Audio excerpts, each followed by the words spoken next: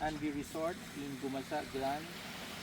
Drinking ice cold San Miguel Kayo Pilsen. Tingnan mo yung kon kuya. Yan. That's the ano to, calm waters in Gumasa.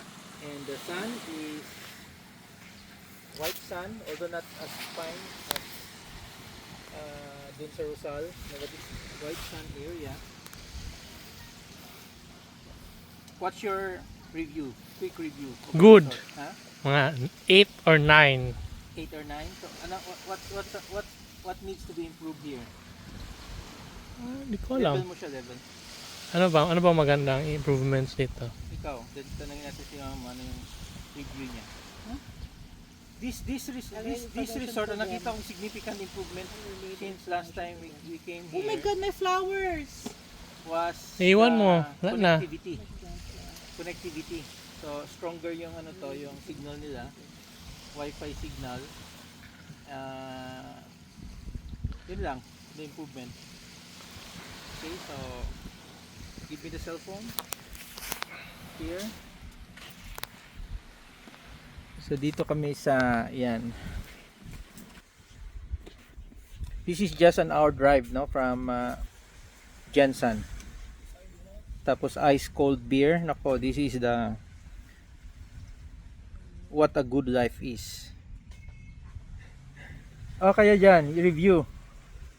May, kay JR made a review.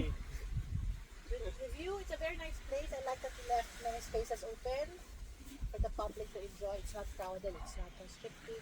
The landscaping is the best, no, so far, no. Maganda the landscaping here compared with yung mga traditional beaches dito sa Gumasa. Maganda yung pagka landscape, no. Ay spacious. Then because today is weekday, although Friday, yung guests will start to come Saturday, Sunday. On the right side is Jansan na area. So we're in the Sarangani Bay, the Bay area. So medyo calming waters, but we're supposed to go out, no, doon sa mga snorkeling site. Sabi ng boatman, not advisable because of the strong